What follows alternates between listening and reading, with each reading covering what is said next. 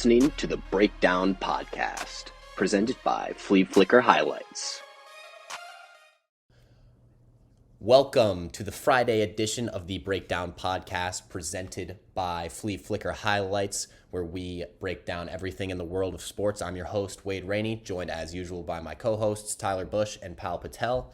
Got a lot of action this weekend to go over. NBA, MLB, college football, NFL. It's all going on at once. It's the best time of year for sports. So let's dive right in with, of course, probably the biggest news this weekend. World Series kicks off on Friday. We've learned the Game 1 starters. It'll be Aaron Nola for the Phillies versus Justin Verlander for the Astros. Pal, you have the most invested in this World Series. So what do you think of that Game 1 pitching matchup? Well, whenever the Phillies have Wheeler or Nola on the mound, they're dangerous. If they can get 24 innings out of the two of them plus Ranger Suarez coming in to relieve, I think that the three of them kind of hold the keys to the series for this Philadelphia team. If they can figure it out, then if they can keep that Astros lineup at bay, I think the Phillies offense can figure it out and put enough runs up to win some games. But the flip side of that is definitely true. Whenever Wheeler, Nola, or Suarez, whenever one of those three are not on the mound for Philly, I'm going to be sweating. I think that the Astros lineup makes anyone pay, and I just think that there's such a big drop-off in quality of pitching that once you get down further into the bullpen, it's a huge drop-off in quality. So yeah, some may say that this may be one of the biggest mismatches in World Series history, but I disagree. They said that about the Super Bowl, right? They said that. But I disagree because the hottest team at the end of the season wins the World Series. You saw what the Braves did. They were sub 500 after the All-Star break, came back. Phillies. The Nationals had Nationals, like that same too. thing. Both We're against going the through the whole Astros. AL East. I mean, the Phillies weren't top of the division either. But I do think you're right about keeping the Astros lineup at bay. It's always scary. They just beat the Yankees. Wheeler, dominant. So is Nola. But Verlander, I think the Astros definitely have the edge when it comes to pitching. I like McCullers. I like Verlander. Yeah. The only thing is, Altuve's 3 for 32 this postseason. He's got to step that up. Yordan Alvarez has been playing really good. Mm-hmm. So I do think this series is going 7 games. I think there's going to be one team that steals a game. Yeah. It's going to be here, there. I got the Phillies. I love hearing that. I hate the Astros. I love hearing that. You heard that last episode. Yeah. Right. No, I think that the more time we get before this series starts, I think the Astros hype has kind of increased. You know, more people just realize that the way this matchup looks on paper, it's just not that close. But I think that the series will play out closer than we think. No, I agree. Yeah, I mean, obviously you've got the big stars on both teams. You've already mentioned Altuve and Alvarez, of course, Bryce Harper on the Phillies side. So for you guys, you've got those big stars, but who are some other key players that could really make the difference this series? I'll say some Phillies guys that I want to see stand up. I think that we're going to need a big series from the bottom of the lineup. So that's Bohm, that's Gene Segura, that's getting those guys going, because if we're talking about Brandon Marsh, scoring some RBIs on the Astros in the World Series, I think the Phillies will be in a good spot. Mm-hmm. Like if that's what we end up talking about. So I think that just making sure that it doesn't get so dependent on the star players for Philadelphia is going to be huge, because Houston has the stars and the depth. Philadelphia just has the stars. So we're going to have to see if they can just find some kind of magic to win a few games. Yeah, obviously Houston has that experience, and they're riding undefeated right now in the postseason. Pretty incredible. Yeah. What are some of your guys' keys to this series? Like as a team that both teams can try and get done to really make sure that they take home the title. So like he said, so the key for the Phillies is those bottom of the lineup hitters. They need to really. It's going to be hard against Verlander and that Astros bullpen. It's going to be very hard, but they need to string a couple hits through these past games and let the stars do the rest of the work. Yeah, I think that home field advantage is going to be something to really keep an eye out for. Both these teams are very hot right now. Houston has a great fan base. Everyone outside Houston hates the Astros, but when you're in Houston, you can tell that the city likes baseball. So just seeing that and then having the atmosphere in South Philly is going to be fun to watch. So I think that whichever team can steal one on the road has a way greater chance of winning the series than the team that doesn't. Okay, and now that we've got a little more info on lineups and starters, let's hear final predictions. Which team wins how many games? Philadelphia in 6. Philly in 7. Well, it wouldn't be much of a sports podcast without some controversy. I'll go Astros. Yeah. I'll go Astros in 6. I mean, they're the sensible choice. I mean, I don't blame you. Yeah, I don't feel great about it. I don't feel great about it. Yeah. Fuck the Astros. I think they will win though. Moving on to the NBA season, still young, but some storylines starting to take shape. We're about 5 games in now to an 82-game season, so still a lot of time for teams or players that are struggling to turn it on. But what are some surprises for you guys so far in the NBA? Some surprise storylines that you didn't really see coming? Definitely the Jazz this season. What's going on in Utah? What is going on in Utah? Dwayne Wade. Good investment for sure right now. Losing Donovan Mitchell and Gobert, you just thought this would just be a rebuild season for the Jazz. I mean, maybe it is. Maybe it's just the first 5 games of the season, but that's my storyliner. Yeah, Markkanen's played like the player that everyone thought he was going to be coming out of college. Jordan Clarkson has provided that great veteran type leadership. He's kind of taken over as the vet on the team, so that's been fun to see. The role players are playing well, and it looks like they have a lot more freedom. Whenever that Jazz team was playing, who lets Kelly Olynyk take a game-winning shot in overtime?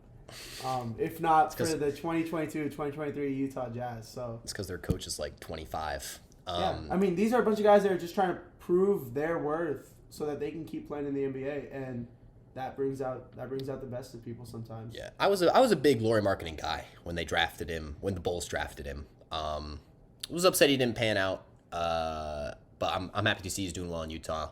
What is your biggest surprise so far in the NBA season, pal? I would say the Sixers. I think that looking at the schedule, they had the Celtics and the Bucks right out the gate. That was going to be tough to just string some wins together, but it's not the fact that the record is just 1 win, 3 losses right now. It's the fact that they have the worst transition defense. They have 2 lineups that they play considerable amount of minutes in. One of them has Harold running the 5 with Maxey and James Harden, and that lineup, it's with Tobias Harris and PJ Tucker. So the 5 of them on the court together, they have the worst defensive rating of any 5 in the NBA right now, and it's they're giving up 140 points in 100 possessions or something. And then they have another lineup. They have another lineup. This one is I think this one is basically the starting lineup, but it doesn't have Harden on there, and this team and this defense gives up 120 per 100 possessions. So it'd be a problem. Yeah, early on in the season, that's not good to watch. That's not good to see because it just means that is that a coaching thing, an effort thing? Yeah, I guess we'll see. I saw a stat today. I brought it up to you before we started recording. Yeah. That the Sixers are actually giving up more points per possession when they make a shot and are able to get back and set their defense than they are in transition, which is honestly pretty impressive. I didn't even really know that was a possibility for an NBA team. My surprise so far has been Ben Simmons, and I think everyone didn't really know what to expect from Ben Simmons. I expected there to be some rust, probably. He hasn't played in a while, but I really do think he might be done. He looks like a broken man out there. I watched the Nets game last night, and it's just there's one play that stood out to me, There's about 5 seconds left. Or not 5 seconds, 5 minutes left in the first quarter. And, Nets are in an offensive set. Simmons drives to his right, takes a left-handed floater, misses it. Whatever, you miss a shot. But then, someone on the Bucks grabbed the rebound, and he just goes and he just fouls him. Fouls him just 90, just goes up and I know a play. Yeah, and I'm like, it's just it's plays like that where it's like, do you even want to be here? And I think that once again, people expected Russ, but he's been bad and surprisingly bad, which is why I've selected him. I've been a huge Ben Simmons fan. Yeah, same. Since he was drafted, day one. When he was traded from the Sixers to the Nets, I still thought he was a good player. But I think a great NFL comparison to Ben Simmons is Le'Veon Bell. As soon as they headed to New York, you could tell they were done. I mean, there's just too much time off basketball. Obviously, he's mentally hurt. I hope that's not the case. I don't know what Le'Veon Bell does right now. I think he boxes. He's a boxer. Yeah. He's got a big card coming up, I heard. Don't worry, Ben Simmons will be a Twitch streamer. He won't get more CTE. Yeah. I think Ben Simmons is interesting because we know what he does and we know what he likes to do, and those two things are the same. You know what I mean? He it's not like you're playing him out of position or anything. It's the fact that if you don't play Ben Simmons in position, or if you don't let him play the way he wants to or needs to play, you're not going to get any production out of him. And I think that's what the Nets are struggling with right now. I don't think that it's like it's a fit problem and that we can just square it away like we do with the Lakers, where you look at the Lakers, it's a it's a problem with space on the floor. It's a problem with the roster that they have. The personnel just doesn't fit. I don't think that that's a problem in Brooklyn. I just think that they need more time to play with each other. I think the fact that Kyrie came out and said that they're supporting him still is something that, as long as I keep hearing things like that come out of the players and the coaching staff and out of Brooklyn, I don't see a problem with the Ben Simmons. It means they're trying. Yeah, and I think that if Ben Simmons didn't want to play, KD and Kyrie wouldn't want to play with him either. And so I think that the fact that the team has kind of gelled over this shows that I just don't think you can count them out yet. Fair enough. I've been surprised by I didn't think he would be great, but I didn't think he'd be this bad. In theory, if I ever see a lineup put out there with Kyrie, KD, Ben Simmons, Claxton, and Joe Harris, that big lineup can compete with anyone. I think that lineup is what it's going to take for them to beat the Bucks in a 7-game series, to beat Miami in a 7-game series, to beat Boston in a 7-game series. I think that's what it's going to take because, well, actually, maybe not Boston. You can't beat Boston with that lineup. But I think the rest of the East, you can kind of square away with that lineup in the clutch. But we'll see if they can figure it out. If you were to tell me that starting lineup even 3 years ago, that's championship. Would you not? Would you? Yeah. Well, Joe Harris is coming back from injury. Besides Claxton, he wasn't even drafted then, but. Yeah, but I just think that with enough time, this Nets team will be good because they're all good basketball players. All right, so let's finish up in the NBA. Let's talk some rookies. Obviously, once again, we'll harp on it. Still early, but I think there's been some very impressive rookie play, and I think there's a clear top 3 right now. Obviously, some guys can break in, but let's see if we're thinking of the same top 3. My top 3, number 1, Mathurin, 1. Ooh, okay. 1. The tear that he is on right now, the way he's scoring, I think the number is, the way he scored the first 3 games of the season, he scored the highest amount of points any player has coming off the bench in the first 3 games than anyone in NBA history ever. Since starting lineups have been recorded, so 1970 or something.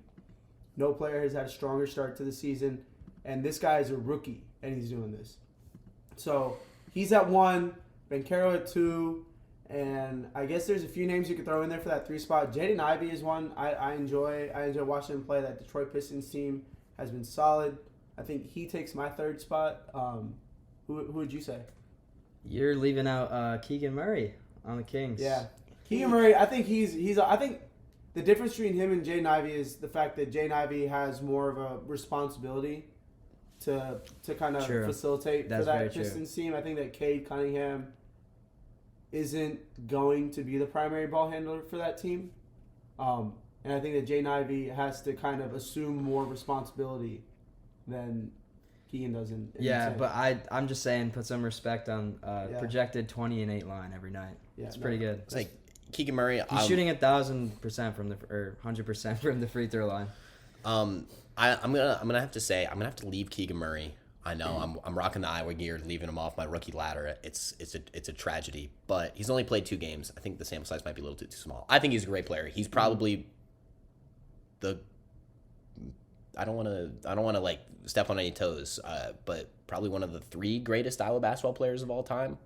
And I think say anything about Iowa basketball and you will not step on my toes. Yeah, I don't know how many Iowa basketball fans we watch today. But 3. For my ladder, I've got Ben Carroll 1. He looks so advanced offensively. The game he played last night against the Cavs, he had 29, 8, and 4. I watched some of his highlights. The variety of ways in which he scores the basketball, he's going to be an incredible player. 2, I've got Mathurin, like you were saying, just ridiculous production off the bench. 3, I've got Ivy. Jaden Ivey is the quintessential basketball player that you just have to watch him for a few minutes, but after that you're like, man, that boy is nice. Like he is nice. Like I'm looking at a thing right now. I just didn't know that Jalen Duren was 18 years old doing this in the NBA. He's playing. Bro, he's nuts. He comes out, plays 15 minutes a game at 18 years old. I'm excited about the Pistons. Yeah, 18 years old. We gotta shout Jabari Smith as well. I thought one of us would bring him up eventually. He's been awesome. That Houston team has been kind of better than I expected. So I knew that they weren't going to be great this year, but I think that they took a step further than what everyone assumed that they would. I'm not saying they're going to win like 60 games or something, but just, they're on the right path, if not on a trajectory that's even better than what we thought. And I think he is playing a big part of that.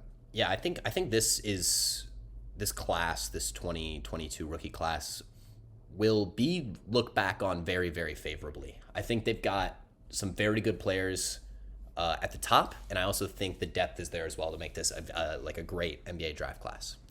All right, moving on to college football. Pretty decent slate this weekend for college football. Obviously, there is the headliner, which is Penn State, Ohio State. What do you guys think about this game? So I'm taking the spread in this for Ohio State, minus 15.5 already. I love this Ohio State team. It was at 17 when it opened. Oh, really? It's dropped a little bit, but I would hammer that shit, to be honest, because I think Penn State's a very lucky team. If you look at the total yards on offense and defense between the two teams, I know they're a little different style, and it's a Big Ten matchup, that's a heated rivalry, but I think Penn State's offense it's too shaky. Like you see them struggle against some teams that they shouldn't be struggling against. Ohio State's got so many great prospects. CJ Stroud just lights up the field. I personally would take Penn State to cover. I just think that's too many points in a rivalry game, considering that Ohio State hasn't played anyone. I feel like that hasn't been talked about enough. They've looked great, but this is probably their biggest threat of this. Their biggest challenge of the season by far, considering the fact that the first half against Iowa was the closest anyone had played them all year. It felt like that first half with that one fumble for the touchdown and stuff. I think that Ohio State is going to win. I think that they'll just be surprised by how much closer Penn State is to them. I think that Penn State's going to have a bigger chip on their shoulder, plus they're playing at home. I got a good question for you. Over, under 50 points for Ohio State. Oh, for the game? Just for Ohio State. Under.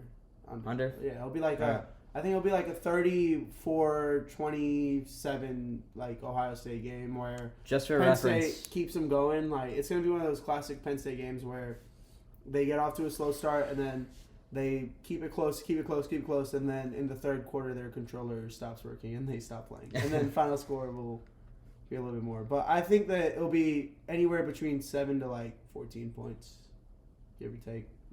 Yeah, right up to the spread. I think Penn State will cover. I don't know. Penn State covers. That's my opinion. All right. I think that there is one way that Penn State can win this game, and so obviously last week Iowa played Ohio State at Ohio State. They got that fumble recovery at the start of the game. Yeah. If Penn State, who's obviously a much better team than Iowa is, can punch Ohio State in the mouth like that at home, get that Beaver Stadium crowd behind them. Like you were saying, Ohio State hasn't faced a big test yet this year. Maybe that shakes them a little bit, and Penn State can pull it off. I like Penn State to cover too. I think anytime you see a ranked team like that are like, that people think are as good as Penn State is as like double-digit dogs at home, I think it's always a fairly safe. We saw the same thing though with Alabama and Mississippi State. Penn State's better than Mississippi State is, though. Yeah, but Ohio State's too. I'm just saying, like it's kind of a similar situation. I think Alabama is as good a football team as Ohio but they've State just right lost now. to Tennessee. I don't know. I think Tennessee. I just think that a 3-point loss to Tennessee on the road, stuff like that happens when you're in the SEC. Alabama has made the playoff game with the loss in the regular season before. They've made it to the final with a loss in the regular season before. Like that stuff happens when you play in the SEC. Ohio State has too, though. And I think that whenever you lose in the SEC, it's different than losing a game in the Big Ten. That's what I'm saying, though. I think that I agree with you on that. The whole SEC means more thing. I don't want to misuse it, but it's true. Like I would rather win 8 games in the SEC than win 10 games, 9 games a year in the Big Ten. Just because it's harder. Like your competition is better. You lose games because whenever you're Alabama, every single year you have 5 stars that go to these other schools knowing that they get to play you once a year. Like I just think it's a different mentality when you compare that. I think with Penn State, they look at Ohio State and they're looking at them like, we're going to prove that we're equals. Tennessee knows it's not equal to Alabama. That's why they're smoking cigars in the locker room after a game. Like these people are throwing down goalposts in the river. It's not like a Vanderbilt alum is sending these cigars to a Tennessee guy because they beat Alabama week 7. It was an October football game, and we have 100 people on a field going absolutely apeshit. I just don't think we talk about that enough. I think that the Alabama hype is so real that we get disrespectful. And I think that, again, it's disrespectful to Alabama to compare them to Ohio State, especially because when was the last time Ohio State won a natty? 2014. And when was the last time Alabama won a natty? Last year. Exactly. Like they win and they keep winning, and every time Alabama loses, we overreact. And Alabama's just going to keep winning. They're going to win their next game, and they're going to win the game after, and they're going to win the game after, and then they're going to be an SEC championship, and then we're going to hype it up, and then they're going to still probably win that. Like, it's disrespectful. We got to stop the Alabama disrespect. I think until Ohio State, I think that this becomes a really real debate if Ohio State goes into Happy Valley and just smacks Penn State. I agree. I think then it Even becomes then at least because then I'm just going to be able to say Penn State sucks. That's what I'm going to say. Like Penn State's not they're not a top 10 team. They're not even a top 15. I mean, Alabama's. You can argue. I mean, Alabama has played one top this 10 year team, this year though. Just look at this Ohio State team. They're so good. Like I know. Here's like, what I'm assuming Alabama will always be better than. Here's Ohio what I'm assuming State about Alabama. I think that Alabama's going to go on and win the rest of their games. That's just the assumption I'm working under right now. If Alabama loses to LSU, then we have a bigger problem. If they keep losing. If Alabama keeps losing, then yes, we can revisit this. And do you think I'll eat my words. But that's not Alabama. Do they have a shot to lose in the SEC? Yeah, they do because it's Georgia. Georgia won the Natty. They beat them in the Natty. By the way, I did take. You remember that? I had all that money on Georgia that game too. I feel like sometimes with Alabama, you have to remember that they're human, but then you also have to remember they're Alabama. Like there's a. Like, some people go into every single game going, Alabama's going to win because it's Alabama. That's, like, all right, there's another team playing. You have to respect them. But I also think that there's a certain level of, like, look at last year, look at the year before that, look at the last 5 years. Alabama loses a game in the regular season, and that's it. Like, they lose a game in the regular season, and then they still make the playoff.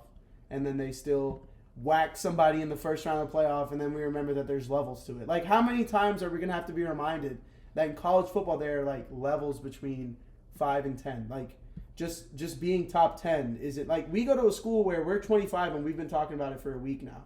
True. That is true. Like, imagine being number Carolina. 1 to 3 every single year for 10 years. I'm definitely I'm definitely on your side that the hype was real with Alabama. It's better than anything else. But when it comes to this season, I think it could be different. You can't. It's just too early until we figure out more stuff. Until we get these rivalry games over and the college football rankings come out, we can't say for sure. All right, we'll see how much of that stays in. Next game, second biggest game of the weekend, I would say. Tennessee, Kentucky, Yes, which I think is a really I definitely interesting agree. This is a huge game, huge college football playoff implications for sure. Tennessee wins this one. They stay where they are pretty much. You did see South Carolina beat Kentucky the other week. Yeah, Levis was out though. Mm-hmm. And what this means for our Gamecocks, if Tennessee can beat Kentucky and we can somehow, pull off an upset further down the road, that will be absolutely massive. Probably the biggest game of our career or student life at South Carolina for sure. I like Tennessee in this game. I mean, obviously it's not the boldest prediction. They're 12-point favorites, but I mean they're electric. They are electric offensively. Like Jalen Hyatt. You take them to cover. I think Tennessee covers. You think they cover? I think they do as well. I think they're up by 20 at half. Like, I think that this could be one of those games. I think that Tennessee is just better than Kentucky is. I think there are definitely some secondary concerns for Tennessee. We've seen that, especially in the Alabama game. So if like Will Levis can take advantage of that, maybe Kentucky makes it interesting. But I like Tennessee a lot as a team. What do you think realistically is Tennessee's kind of outlook for the rest of the year? After beating Alabama, you got to think it's college football or college football playoff or bust. Yeah, absolutely. They got to win out pretty much, and if they don't, I think they can lose. Can they lose one game and still make the SEC title game? Do we think? Well, they got to play Georgia.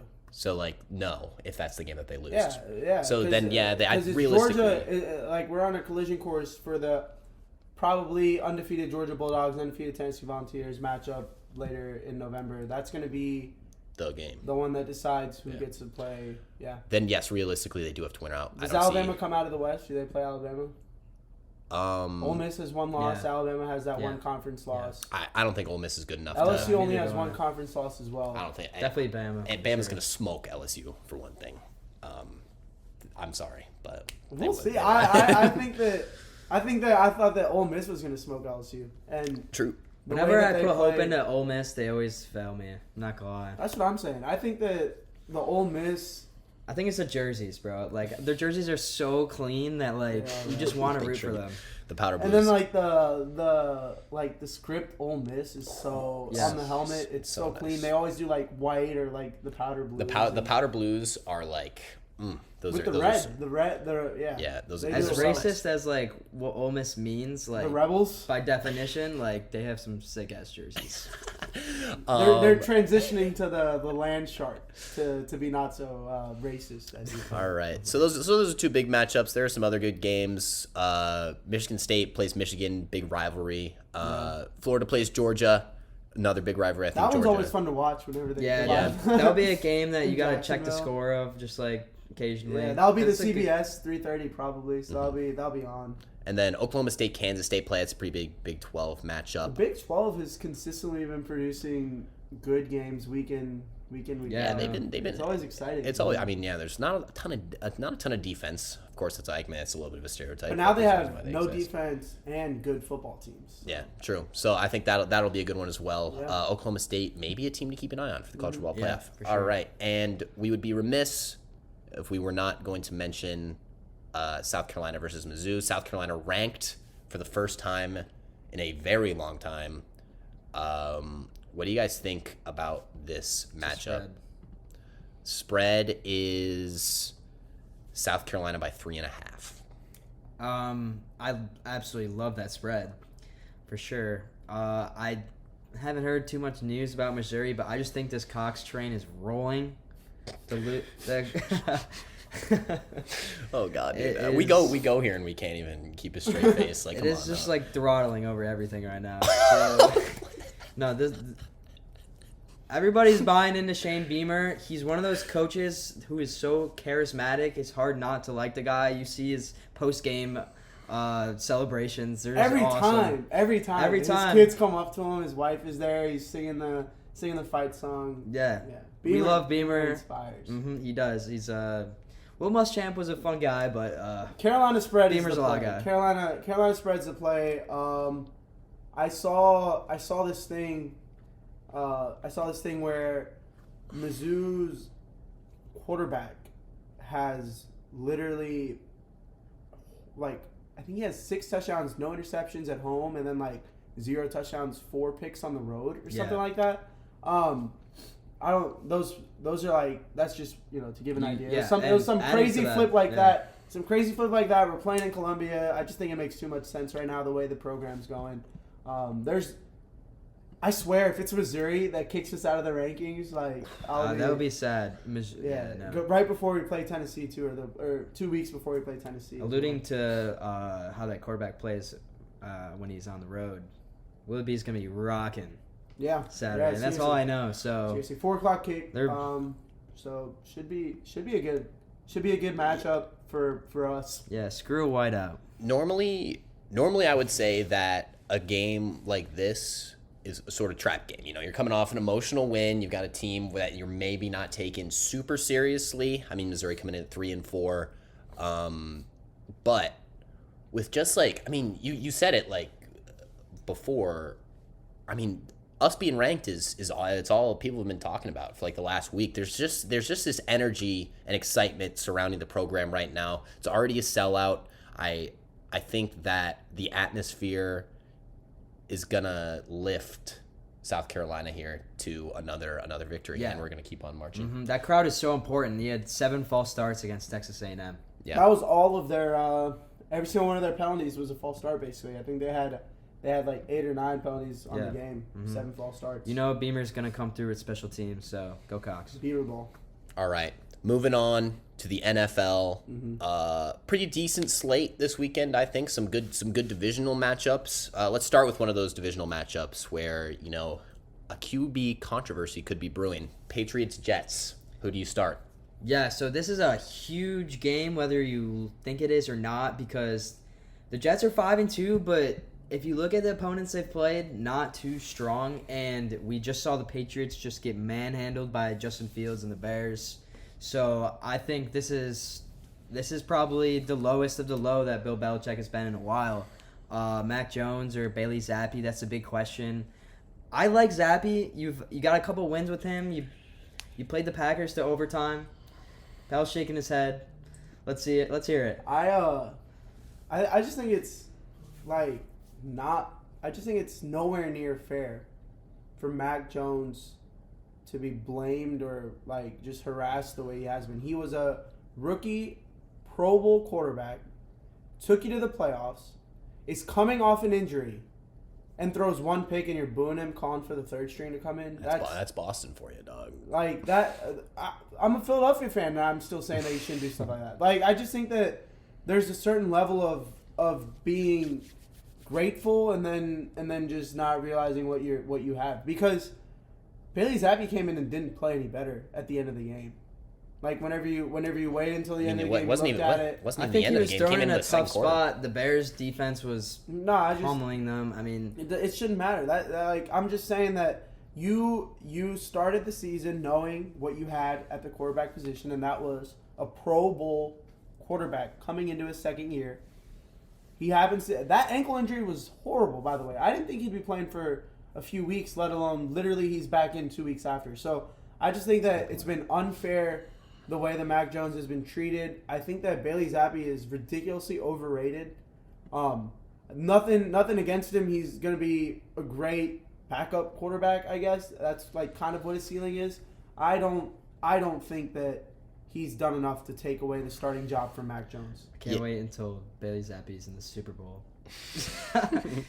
Probably before the Bills. He'll probably be in the Super Bowl for the Bills. This is what all the podcasters were saying in 2003 about Bledsoe when Brady came in. I just think you stick with Bledsoe. No, I'm just playing. I think you stick with Jones. You stick with your guy. Yeah, he's a fifth. You drafted him in the first round from Alabama. It's just you got to give him. You guys are people talk about Mac Jones like he's thrown multiple games with 3 interceptions or something. Andy Dalton is the starter for the Saints for the rest of the year. They just announced that. Matt Patricia is the one who's scheming. He's the Patriots offensive. Matt Patricia's the Patriots offensive coordinator right now. Isn't that a former defensive coordinator? Exactly. I don't think you can put too much stock into Mac Jones' performances this season so far. And once again, like you said, I was probably one of only 2 million Bears fans who watched the entire Monday Night Football game. I don't think a lot of people watched it all the way through, but Mac Jones was bad. Zappy came in, had those 2 good drives, and then it felt like every other pass was getting batted down at the line of scrimmage.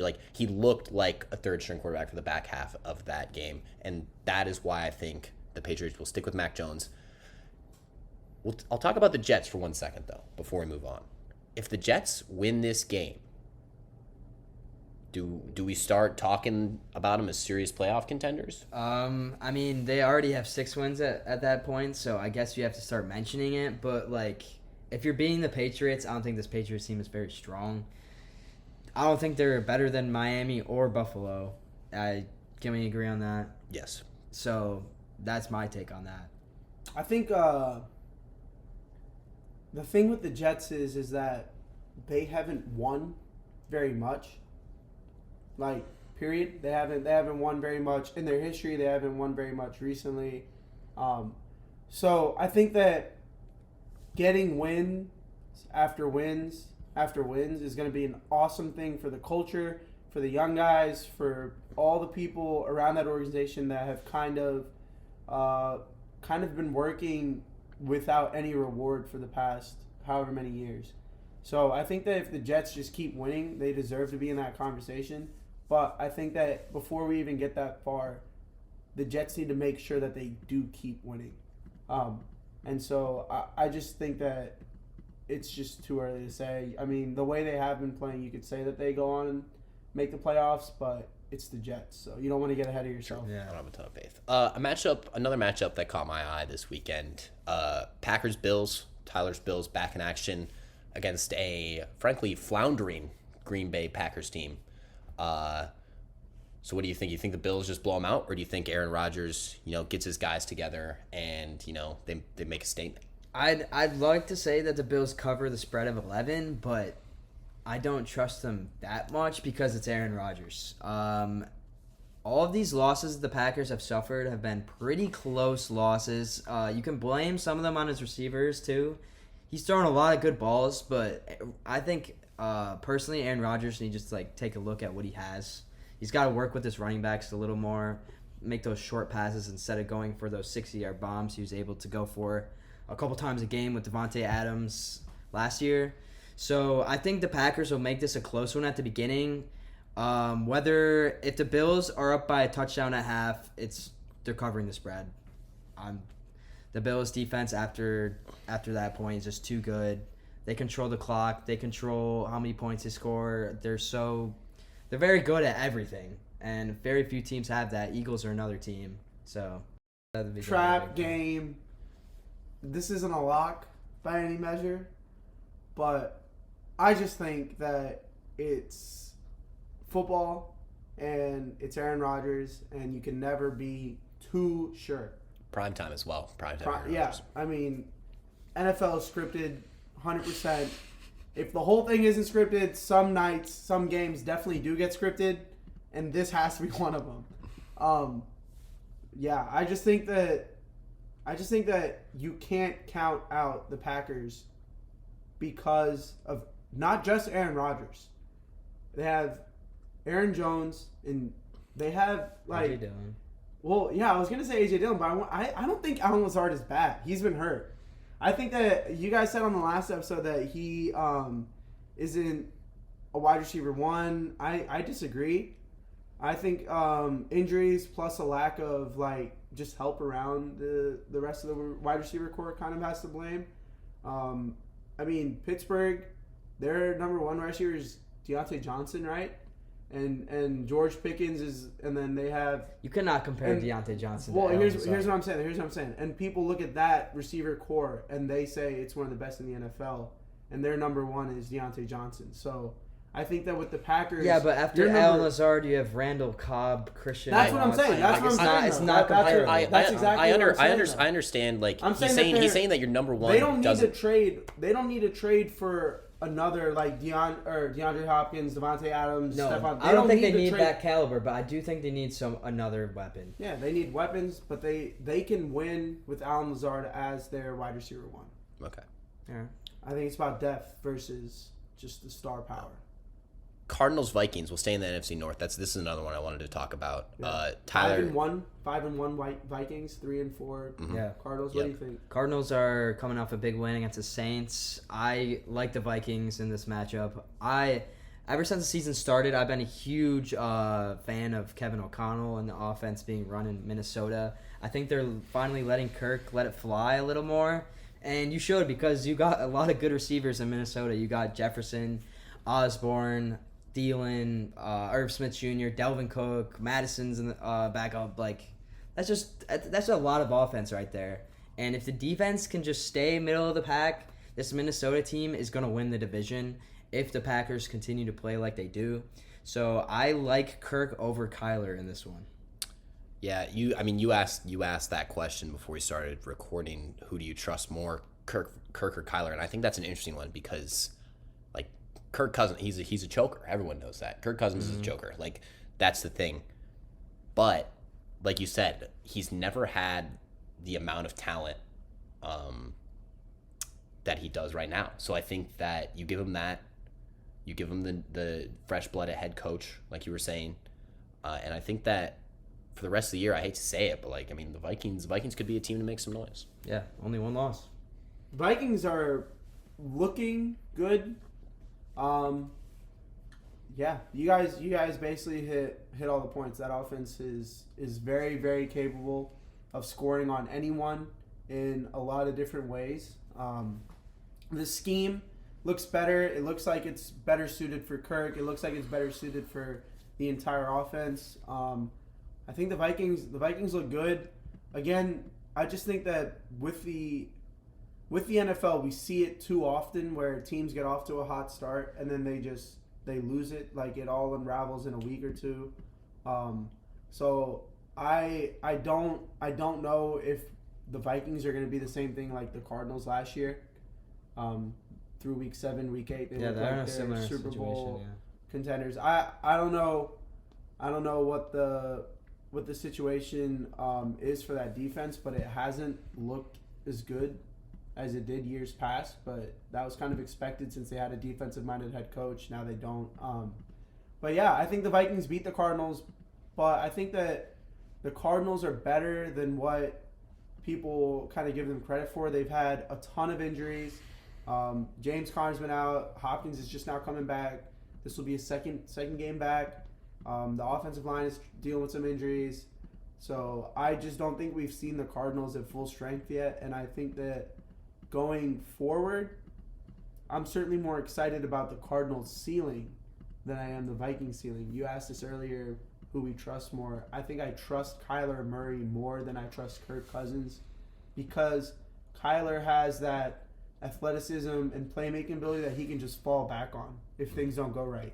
If a play breaks down and it's a third down, it's a big third down, Kyler can use his legs to keep the play alive and see if he can find something. Kirk can't really do that.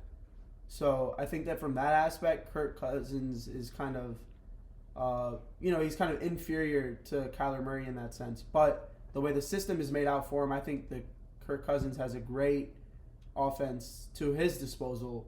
And Kyler Murray is kind of lacking that structure. And I think a lot of that comes down to Cliff. I think that he's kind of where the problems start in Arizona.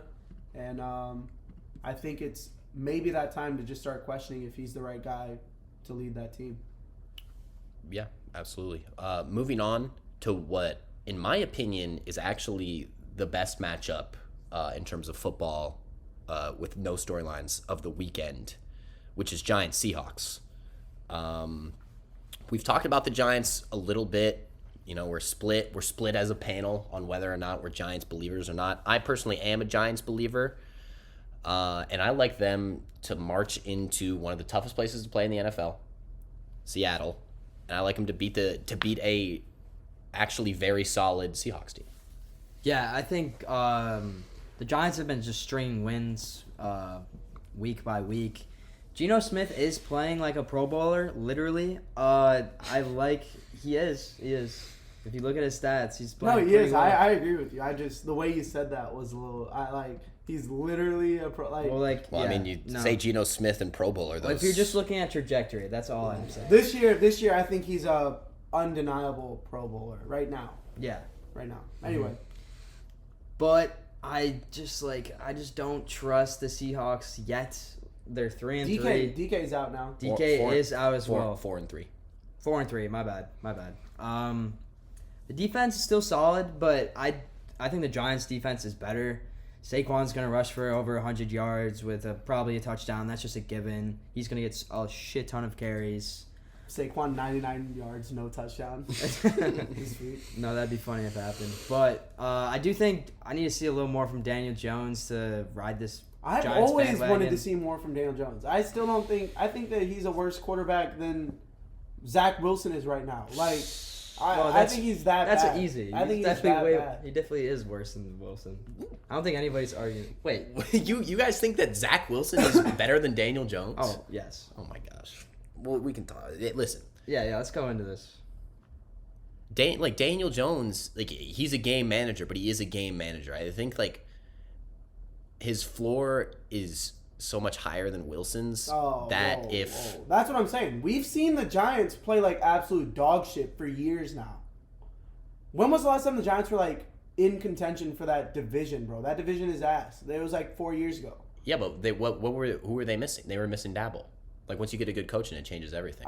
They've had Salah for the last couple of years. Wilson was terrible last year, and he still hasn't been great this year. I thought that the offense was schemed in a way to make Daniel Jones successful, and whenever he wasn't, I thought that kind of showed us where he's at. I don't understand the let's give Daniel Jones more time. There have been quarterbacks in the NFL that have gotten less time and less consistency to the start of their NFL careers, and they kind of got the cord cut on them. I thought that if you're looking at Daniel Jones right now and you think that he should be given more time, then you should also be able to say that Mitch Trubisky deserved more time in Chicago and that Josh Rosen deserved more time in Arizona. I agree. People in the NFL don't get time to sit around. If you have a bad head coach, that happens. He's not the first quarterback ever to get drafted to an organization that had a bad head coach or a bad offense for a few years.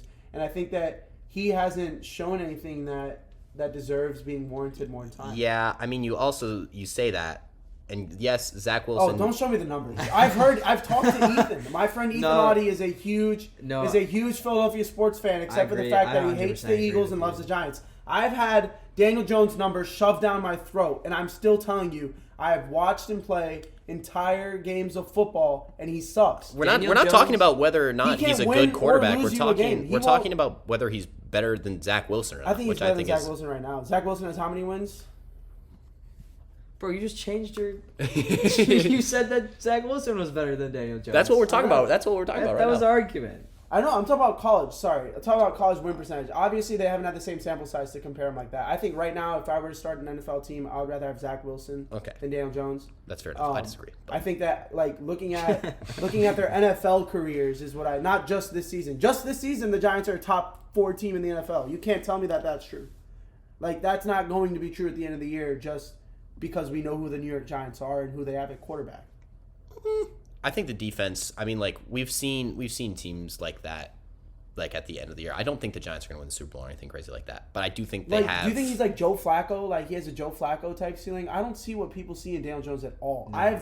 I have literally never understood. No, I mean, Flacco's like a borderline Hall of Famer if we're going to talk about Flacco. Is a Hall of So we're not. So no, he doesn't have a Joe Flacco. You said game manager. I don't know what that means. Like if you have a game manager quarterback is a bad thing to have. Kirk Cousins. You can't win shit in the NFL with a game managing quarterback unless you're the 2007. That's false. If you have a good enough offense and your defense is superior, you can win with that just doesn't happen in the NFL anymore though. Okay. Like that might have been true 20 years ago. That might have been true 15 years ago. Look at the last 10. Look at the last 10 Super Bowls. In golf, or the Super Bowls that I've gotten to see in my lifetime, the NFL that I've watched, that's not true. The closest that we came was the Rams when they lost. And then they won it right whenever they got a quarterback that wasn't a game manager. So that's fair enough. I think that Daniel Jones' ceiling is Kirk Cousins. I think that's his absolute top for Daniel Jones is Kirk Cousins. No, I think for what 5th overall pick. 3rd, 6th. I'm not saying that he's worth it, but I'm saying that's his ceiling. That's embarrassing if you're the Giants. I think Daniel Jones is only valuable in the offense because he's a body and he can run the ball. And I think that's the one thing. If Daniel Jones had never discovered that, if Daniel Jones couldn't run the ball, he would not be in the league right now. Yeah, that's true. I think that he's so bad at football. I remember they just have to put him in there because nobody else is better. Like on the. I remember last year there were Eagles fans and stuff talking about how much Jalen Hurts sucked and how like we should try and give Gardner Minshew a chance and stuff. And I was like, guys, it's been 1 year with Jalen Hurts and we're going into year 3 of Daniel Jones. This is year 4 of Daniel Jones or something like that.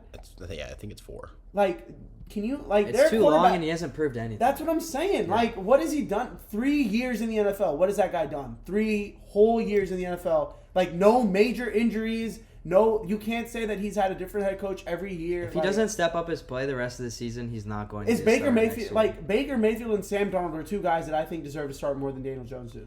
Gardner Minshew is another guy that I think deserves to start in the NFL more. I disagree with Sam Darnold, but maybe Baker. Okay. What about? I said another name too towards the end. Absolutely not Gardner Minshew. No. I think Gardner Minshew in Jacksonville went off in that one game at the end of the season, but that's just one game. No, his Jacksonville, the Minshew Jacksonville days. I thought that Minshew Minshew got kicked out of Jacksonville. Are we going to talk about that? Yes, he changed the culture. He's better than He changed the culture. They got the 1st overall pick.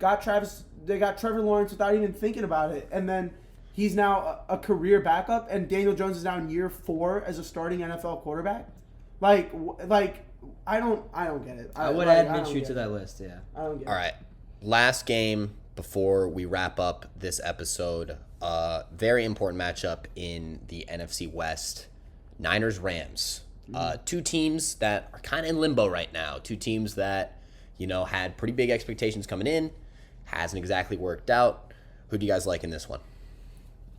Usually Kyle Shanahan has Sean McVay's number when it comes to this matchup. Yeah. Despite last year's playoffs. But I do like the Niners. Like, I'm still riding Kyle Shanahan. I think this Niners defense... I'm still riding Kyle Shanahan. Bro, you're the one who's making it. You're the one who's making it like that. I'm just saying. But Niners just added McCaffrey. Their defense is playing well besides that last game. Yeah. But, I mean, they're suffering a couple of injuries here and there. I like the Niners. I think the Rams are going to get it right. The 49ers just have too many injuries right now. I really do like this Niners team.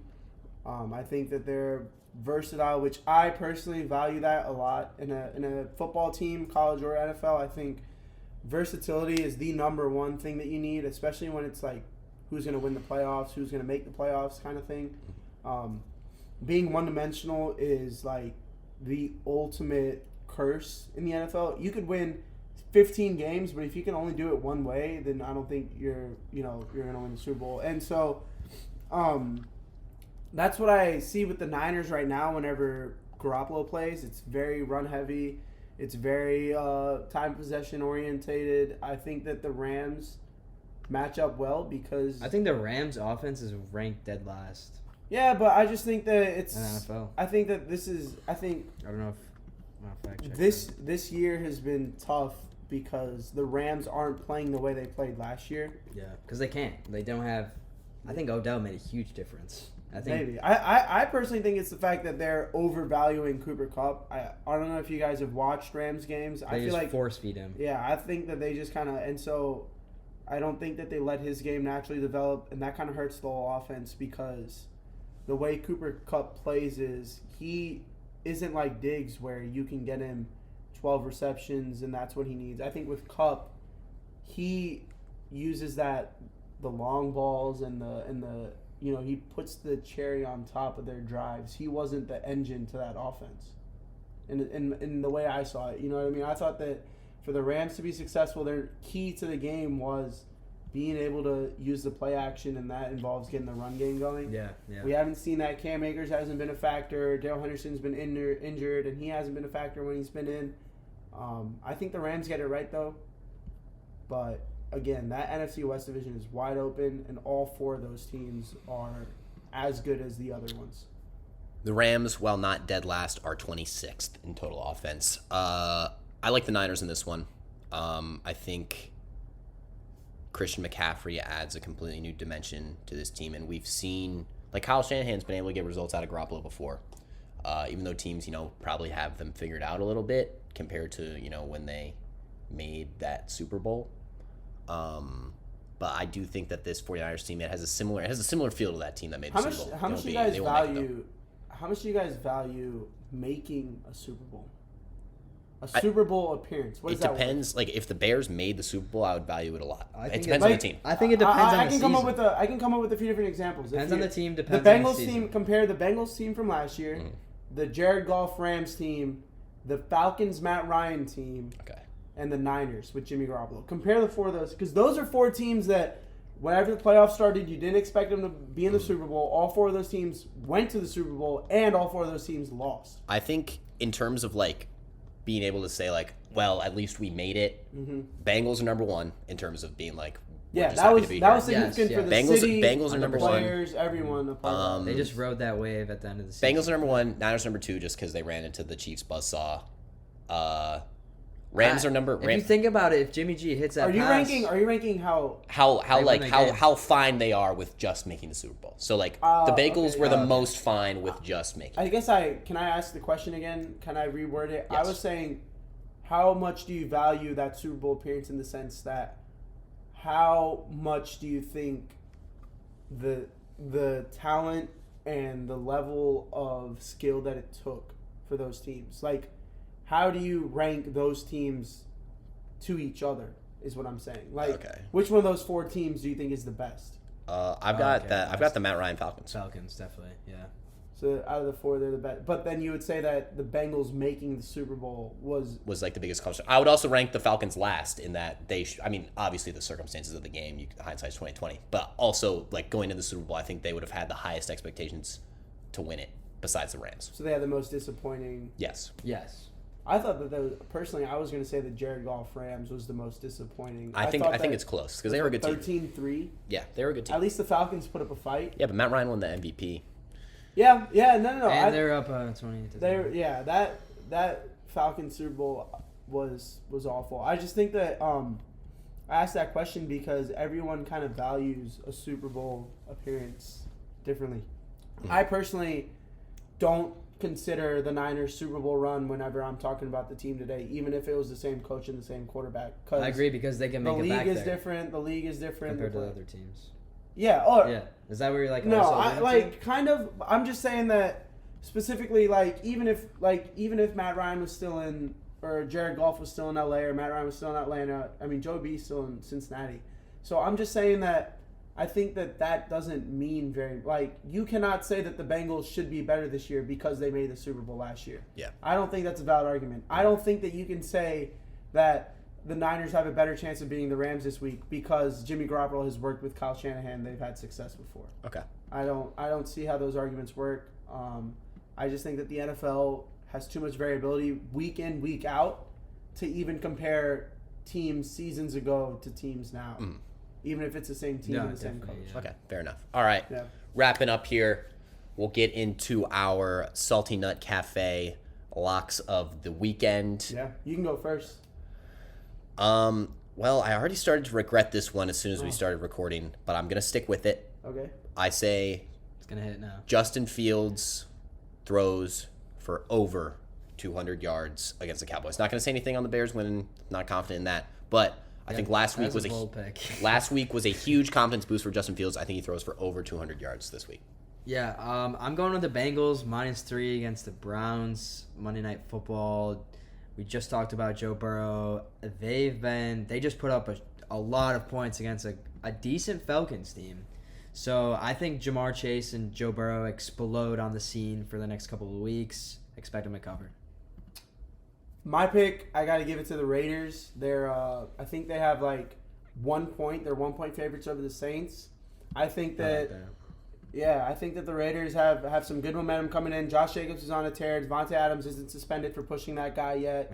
Waller isn't as hurt as he was. Questionable. He's getting better. Yeah, so I think that Raiders team is looking up, and that Saints team is on its way down.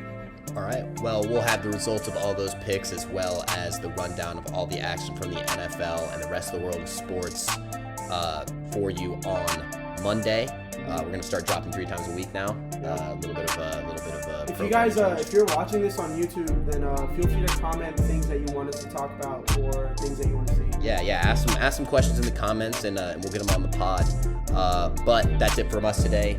Yeah. Thanks for listening. We will see you all on Monday.